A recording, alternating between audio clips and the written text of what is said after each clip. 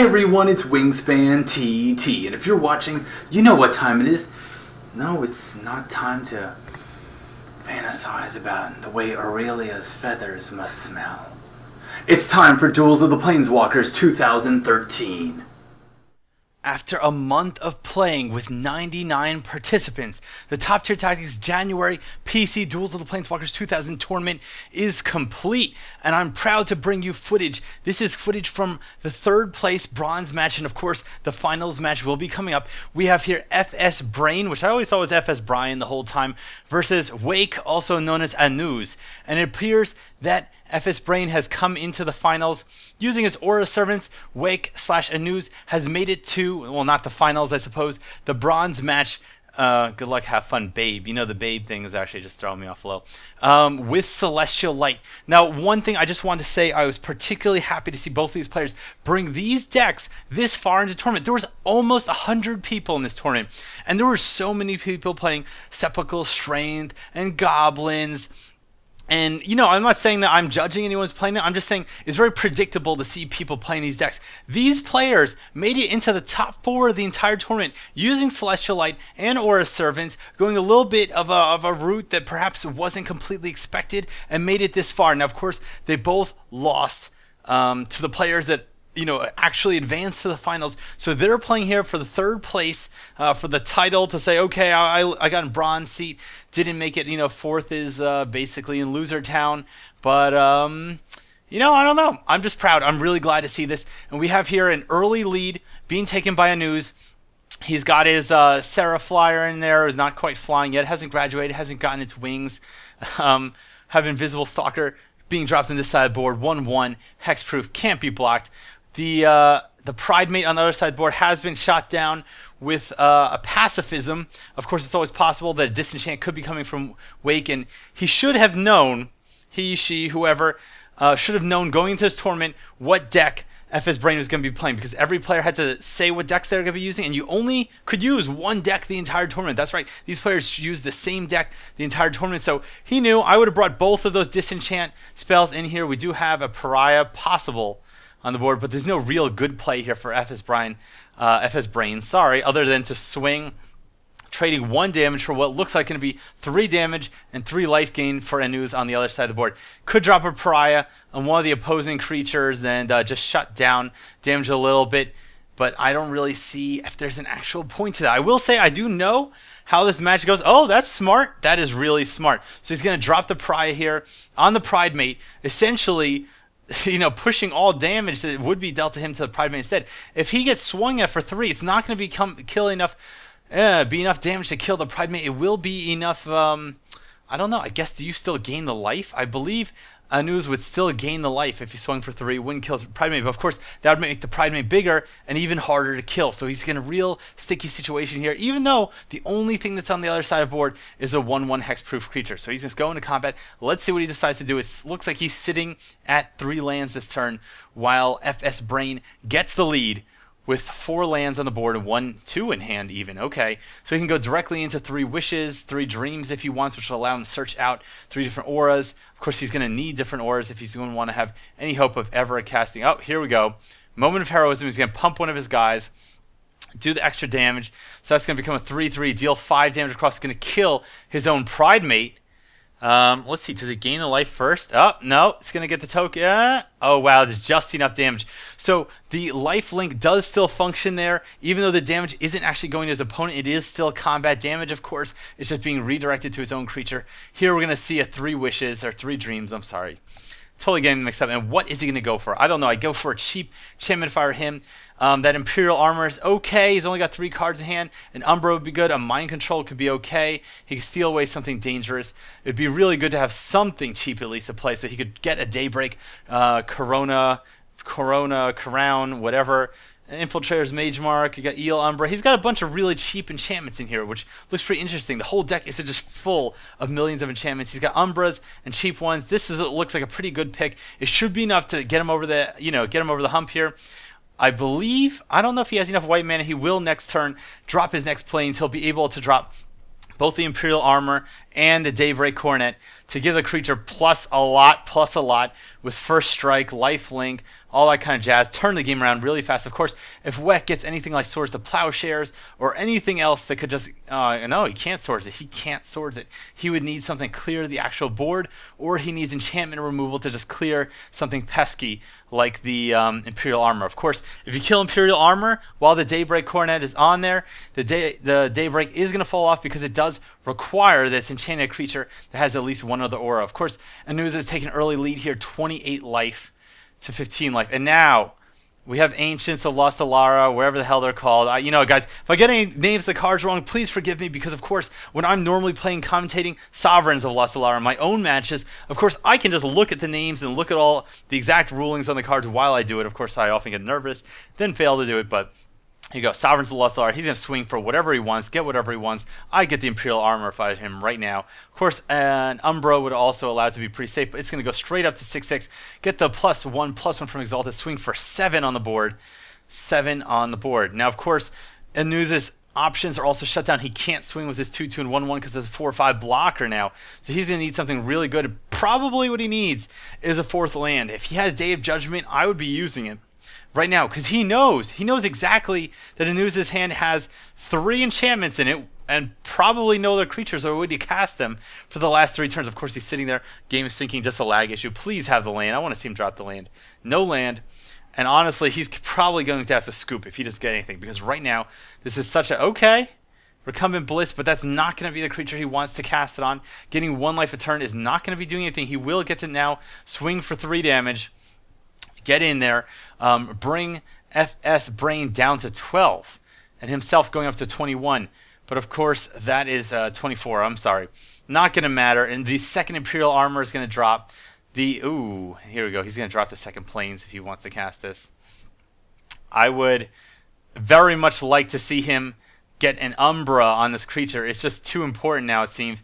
Swing for 9. I don't really get his reasoning. I guess he wants to drop the second creature, and he could drop another Coronet on here. I would put an Umbra on it personally, just to protect the creature. Drake Umbra is great, +3/+3. It's going to be 13/13, swinging absolutely brutal.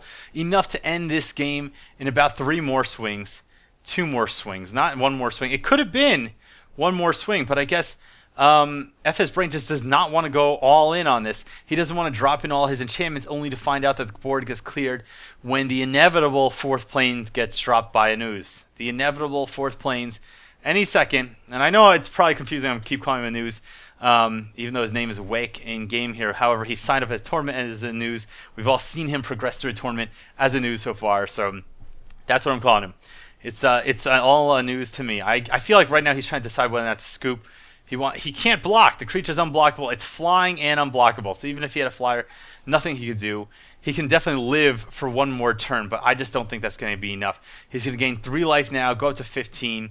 No, he's not. I'm sorry. This thing's got vigilance now. He's basically just swinging in for death. I don't know what his goal is, just to gain a little bit more life. He's pausing the timer now. Swords to Plowshares, but the creature is hexproof. Is he doing it on his own creature? I guess he is. All right, that's just... He doesn't have any option. Now, if I were him, just time to scoop. This is all over. He's going to swing in absolutely deadly force here.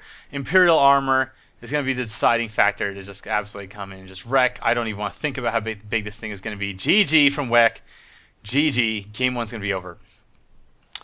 And pretty much what happened here is Weck got mana screwed. I thought the game was actually somewhat even. It may have looked like that FSBrain had complete control, but really, if there was a Day of Judgment at a certain point here, he would have been in a really bad position. He wouldn't have drawn a creature for a significant amount of time, while Anuzz probably had what it took on the board to get up to 30 life, get his Asera Ascendant to be a 6/6 flyer, and from there it would have been a real uphill struggle for FSBrain. However, it's not how it happened, and I think they just went directly in that game. I think that's actually how it happened there. So I don't know if Wake considered sideboarding, and this hand is really iffy. I don't know if I would stick with something like this. You only got 2 lands. Ooh, that is worse. Okay, yeah, I would stick with this, and he does stick with it. FSBrain does stick with his hand. He or she keeps calling it Babe. I feel like there's some story here I don't know.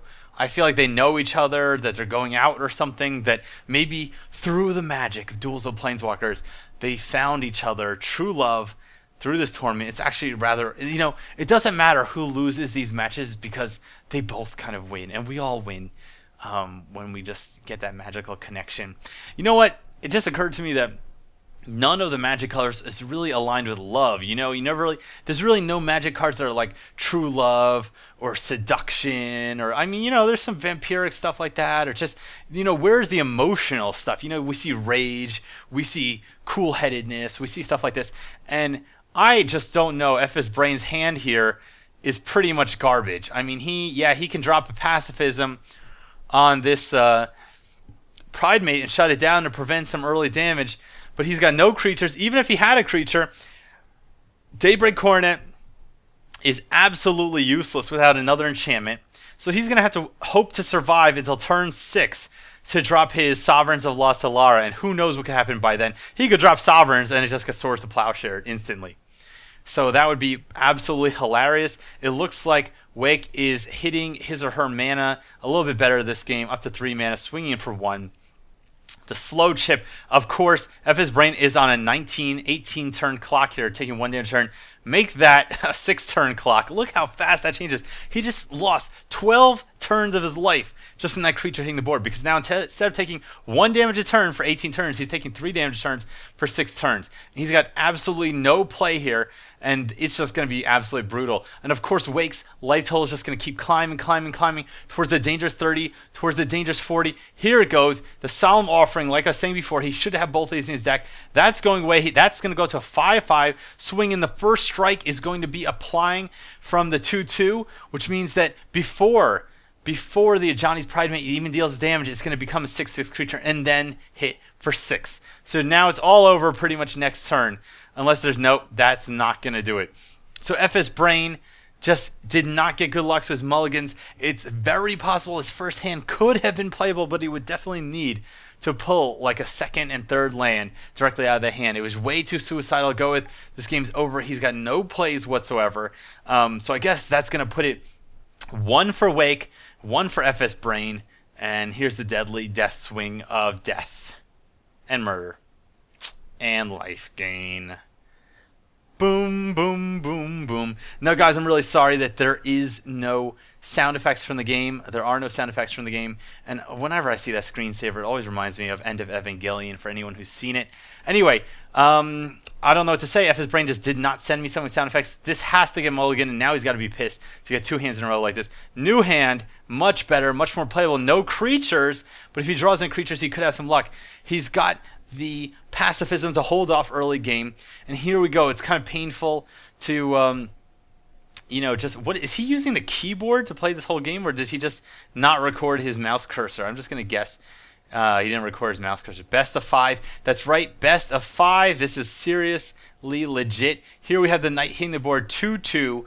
First strike lifelink, really good play, really great for his deck, really great white weenie in general. I don't know if that's something that he's just going to want to pacify right away. No, he's going to go for the land. He wants to thin out his deck. So I don't know what I would get if I were him. I think I would have actually, I guess it's safe to take a Plains. There's really, no, I would have taken, no, I don't know what I would take. I guess it doesn't really matter. He's got enough of each thing. We're going to see an early gain here. 2/2. It's going to go down to 18-22 in Wake's favor. There's still really nothing for FSBrain to do other than possibly pacify his creature. No play from Wake, but here is where the pain is going to start. You're going to get the Enchantress on the board. 0/2. Whenever an enchantment gets played, FSBrain is going to draw a card. If the enchantment is getting played on this lovely girl, the dancer, whatever her name is, I have no clue what her name is, then she gets +2/+2, even beyond whatever the aura gives here. We have the Pride Mate, who's immediately going to get boosted here, swing in for 2. I'm just going to guess that FSBrain's going to take this to the face, going down to 16.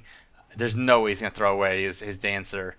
That, of course, means that Wake goes up to 24. This Pride Mate goes up to +3/+3. But at this point, it's all over. Jesus Christ, Gift of Granite, or whatever it's called. So we're going to see here, the Imperial Armor is going to go down on her. She's going to get +1, 2, 3, 4, 5. She's going to get +7, and he's going to draw a card. So +8/+8. Boom! 8/10 creature. And, of course, you got the surprise of this thing, of course, doing an additional +0/+2. plus the +2/+2 from the effect of it. I don't know if he's going to use it. He is going to use it to sneak in the damage and draw an extra card. Of course, he could have held on to it until the end of the next turn if he didn't feel like he needed the extra 2 damage, because of what that would have meant is that, if this creature now gets destroyed or Swords of Plowshare, he loses all 3 of those cards. Of course, he did draw 2 extra cards, so it does seem to be worth it. And this game seems to be solidly in FSBrain's favor. Yes, that is not going to change. In fact, that is worse. The Rock's Faith Mender's actually worse now, because next turn FSBrain's going to be dropping the island, he's going to be dropping the island to play, getting the Mind Control, stealing one of these creatures, possibly the Faith Mender, and I don't see why he didn't swing with both creatures. He could have used the extra damage. At this point, Wake needs to get in all the damage he can. It's only a matter of time until FSBrain gets some kind of life leech on his creature, and you need to pull the damage game. But he didn't pull the damage game. He's not trying to race him. I don't know what he's doing. Here the Umbra goes down. Now he's going to be getting swung into for 15 damage.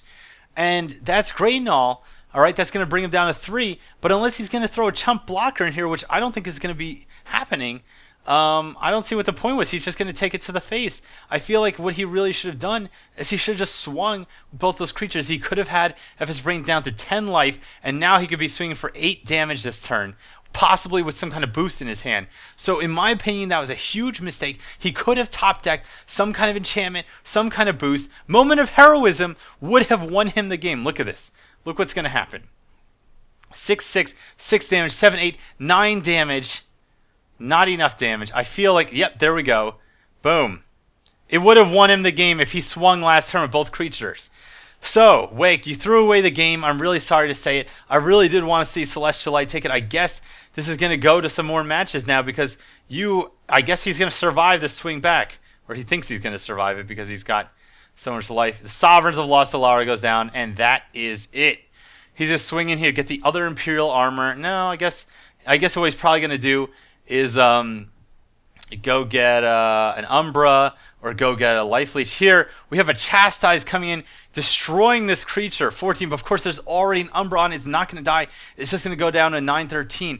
Wake goes up to 51 life. Jesus Christ. And I'm just going to guess another Umbra is going to go down, or possibly Daybreak Coronet. So Daybreak's going down on this thing. Daybreak comes, and I want to go home because this match is now going to be extremely protracted. Now being 51 life to 19 life, Wake going down to 36. He could have sealed this game off already, but he got greedy. I don't know. Maybe my math is wrong. If I'm wrong, someone tell me I'm wrong. But I don't see what the play was there. I don't know why he didn't swing with that Pridemate that one turn. He knew he wasn't going to chump block it. Yes, he could have waited for the selection because the creature would have been bigger. If he had waited until FSBrain had gotten the Daybreak Coronet and then did the Chastise, he would have gained an additional 5 life. He would have right now been at 41 life. And right now he's filling the boards with creatures. He's going up to 9 there. He's going to be swinging back, I believe now, with just the 9/9. I don't really see how he could swing with anything else now that the 4 or 5 Champion Alara is on the board. And Wake has emptied his hand. And yeah, all right. He's swinging with the Faith Mender. He knows it can't die, so it's just going to get blocked here. He's going to go for the 2 life gain. All right, he's going to gain 2 extra life. I mean, he's going to get the life no matter what. It just forces a block here. It forces a decision, even if it's not a hard decision. But of course, now we see FSBrain's got a really nasty hand to play. He's got 2 pacifisms, which will draw him 2 cards. When he swings, he's got the Solemn. He's got the Sovereigns of Lost Alara again. He's got Mind Control. He could take away a blocker. He could take away Rock's Faith Mender, gaining double life now whenever he swings with his Core Spirit Dancer. That's it, Core Spirit Dancer.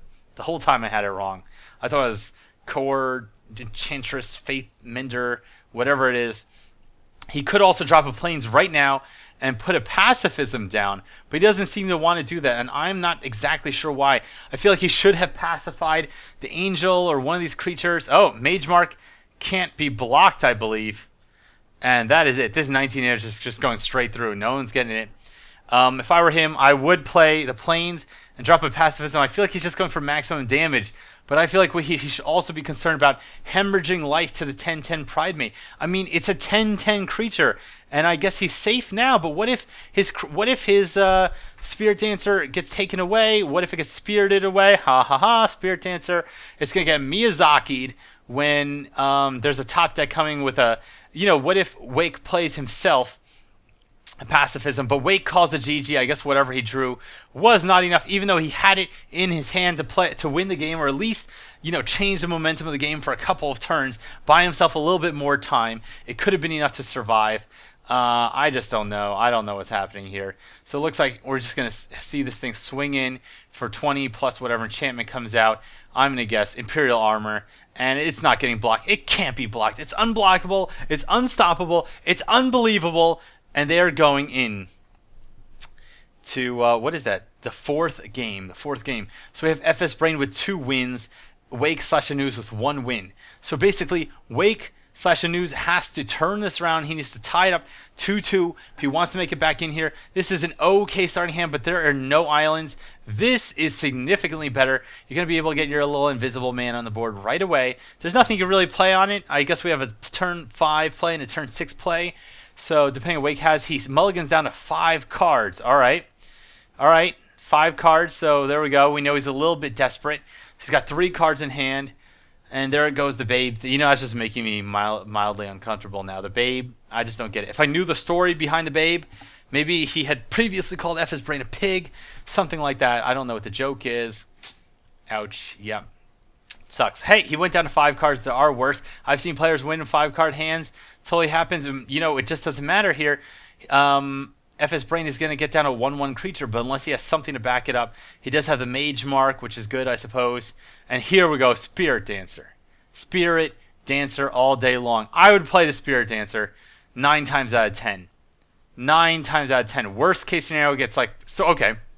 I was going to say worst case scenario gets Swords to Plowshare. But actually, Wake, I think that was a bad play. I think you should have waited until FSBrain attempted to enchant it, and then you should have done it. Because then his creature would have been thrown away in the garbage, his card would have been thrown away in the garbage, his whole turn and all his mana would have been thrown away in the garbage. Yes, he would still get to draw the replacement card for it, but you'd basically be trading 2 cards he chose on purpose, 1 he draws at random. It would have been like an island or something like that.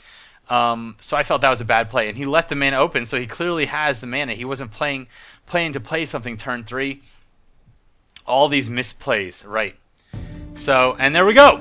And that's it. So Anuzz ditches the game. FSBrain takes it. FSBrain is our bronze winner for the tournament, ladies and gentlemen. I'll be coming back to bring you the finals match. I hope you enjoyed this match. I hope you enjoyed the footage, and I hope I'll see you next time.